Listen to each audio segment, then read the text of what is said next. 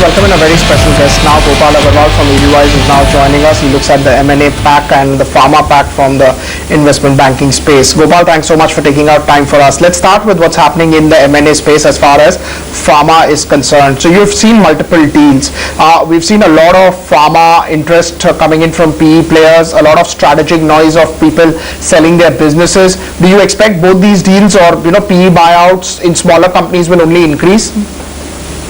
Thank you for having me on the show. As you rightly said, I think definitely the sector has seen enough and more action from private equity world. Just to give you some perspective, I think the private equity deals in this segment used to more over around 3 to 400 million in last maybe 4 or 5 years. That volume has increased to almost $2 billion last year, and I expect that this will become close to $4 billion maybe in the coming 18 months. So when you see enough and more consolidation in the sector, you are only seeing enough and more buyouts by the private equity space. So I think the activities are going to increase.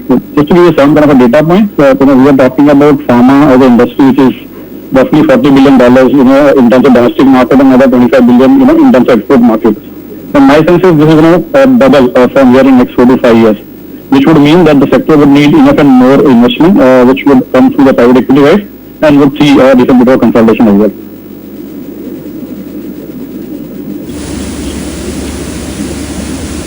Right. And what do you think about the Indian Pharma pack? Now when we talk about the Pharma pack, people are talking about China plus one strategy for manufacturing. A lot of people globally are also talking about Pharma plus one India strategy for the Pharma pack. Do you think that will have an impact?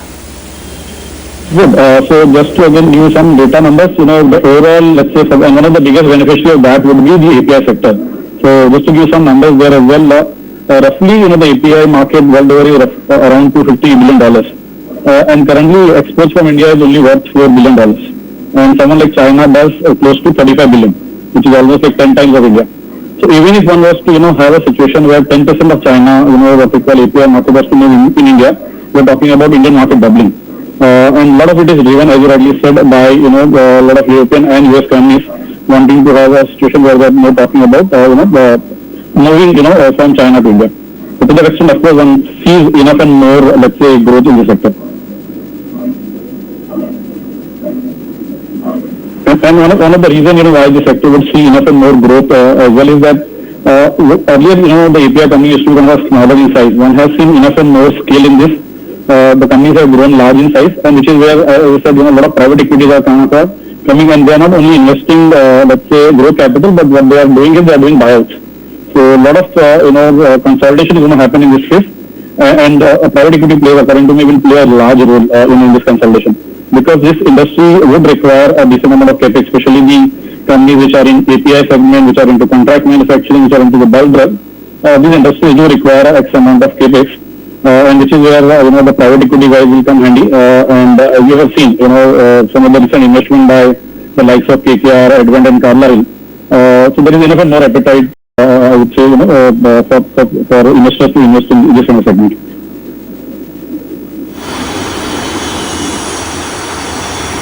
Okay. So, Gopal, what does this consolidation of sorts mean for the Indian API market and pricing as well for API? I would presume that the barriers to entry as well seem to be a little lower given the fact that we are seeing so much PE activity. So, how do you see pricing, etc., shaping up for the Indian API market?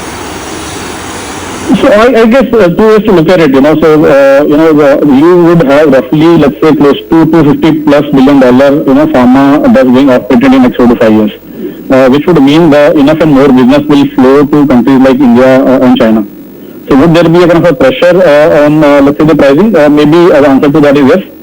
But if you see, most of these API companies, Pharma companies in India have not necessarily grown their margin by, kind of increasing the prices, but basically, perfecting the chemistry, wherein they are able to produce, let's say, the similar intermediate or API at a much lower cost than what it was produced earlier. So to that extent, I do believe a lot of these companies who have built some niche chemistry and niche, let's say, product differentiator for themselves would continue to enjoy a decent bit of a EBITDA margin. And somewhere, as I said, the scale will solve for some of the price erosion, if any, it will happen. So my sense is, overall, one would be able to see a decent bit of a profit margin at which these companies will operate.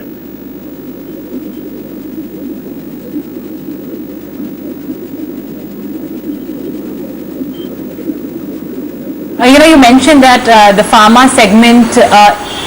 Okay, you mentioned that the pharma segment is something that does need a capex boost. But API is one part of the story.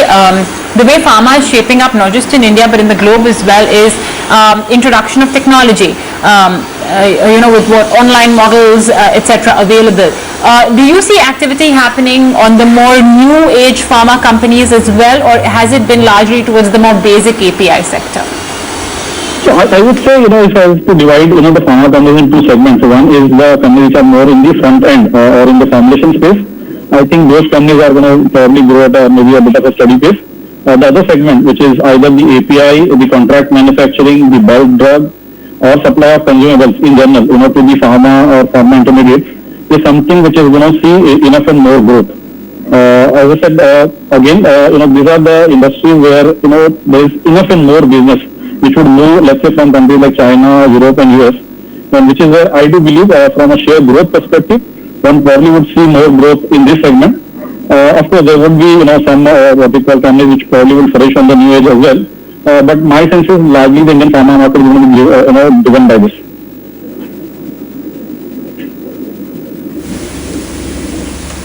Right. So, when we just talk about pharma as a capability, time and again India has displayed that they can produce anything in pharma, and that's why that moving the manufacturing away, trying to get out things from what they were not there earlier are all negated. I mean, that is one of the key reasons why India will continue to remain one of the key destinations for supply of any pharma product. So I would say there are a couple of things. When we talk about the API manufacturing in India, it is kind of there's enough and more, I would say, technology and chemistry which India is driving. And as I mentioned in my earlier conversation also, is that basically is leading to a better efficiency, a better efficacy in a lot of the pharma drugs, which is where I would say the Indian companies have a decent bit of an edge. And to that extent, I do believe, I guess, as I said, the sector would definitely continue to see enough and more business moving, from other geographies to India. Also, I guess this investment by private equity, what it has done is that it has made a lot of, let's say, smaller companies to mid-sized companies, and these mid-sized companies will become maybe large ones, wherein, they will be able to, let's say, compete with enough and more, let's say, global competition when it comes to really taking a sizable pie in this business.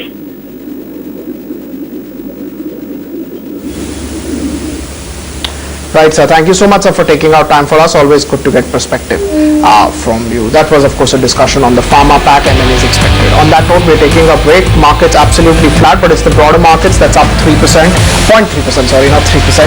And the small cap index is also up 0.3%. Taking a break.